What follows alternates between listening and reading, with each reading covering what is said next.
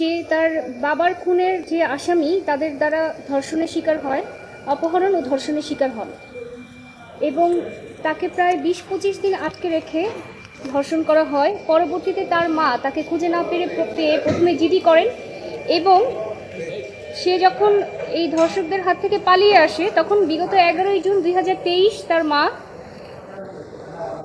নারায়ণগঞ্জে রূপগঞ্জ থানায় মামলা দায়ের করেন। মামলাটিতে পরবর্তীতে তদন্ত রিপোর্টে ৪ জন ধর্ষকের বিরুদ্ধে সত্যতা পেয়ে পুলিশ চার্জশিট দাখিল করে, যার পরিপ্রেক্ষিতে আদালত কগনিজেন্স অপরাধীদের বিরুদ্ধে অপরাধ আমলে গ্রহণ করে। অথচ ৩ জন অপরাধীর বিরুদ্ধে চার্জ গঠন হলেও একজন অপরাধী জনাব রফিকুল, তিনি নারায়ণগঞ্জ বারের একজন আইনজীবী, তিনি ঘটনাস্থলে ছিলেন না। এই ডিফেন্সে ওনাকে ধর্ষণের মামলা থেকে অব্যাহতি দেওয়া হয়।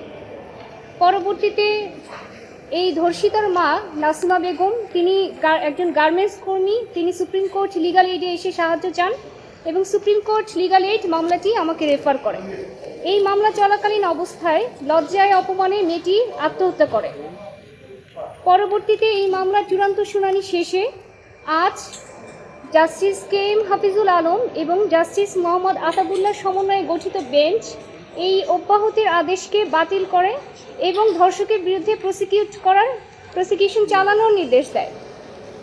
এবং আমরা এই বিষয়ে খুবই মর্মাহত যে মেয়েটা এই বিচারটা দেখে যেতে পারলো না। হাম্বল সাবমিশন ছিল কোর্টের সামনে যে উনি আদৌ সেখানে ছিল কিনা সেটার কোনো প্রমাণ দেয়নি। শুধুমাত্র তার কথার উপর ভিত্তি করে একজন ধর্ষককে, অপহরণকারী এবং ধর্ষকের সহায়তাকারীকে যদি ছেড়ে দেওয়া ফলে মেয়েটি পরবর্তীতে সুইসাইড করেছে।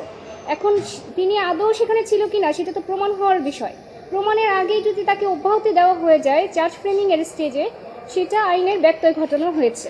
তার ডিফেন্স প্লি নেওয়ার কোনো সুযোগ নেই এই স্টেজে। অন্যান্য আসামি একজন তার আপন ভাই, যে এই মেয়েটার বাবার খুনের আসামি, এবং অন্য আরও 2 জন আছে সহায়তায়। মোট 4 জন আসামি দ্বারা মেয়েটি অপহরণ ও ধর্ষণের শিকার হয়।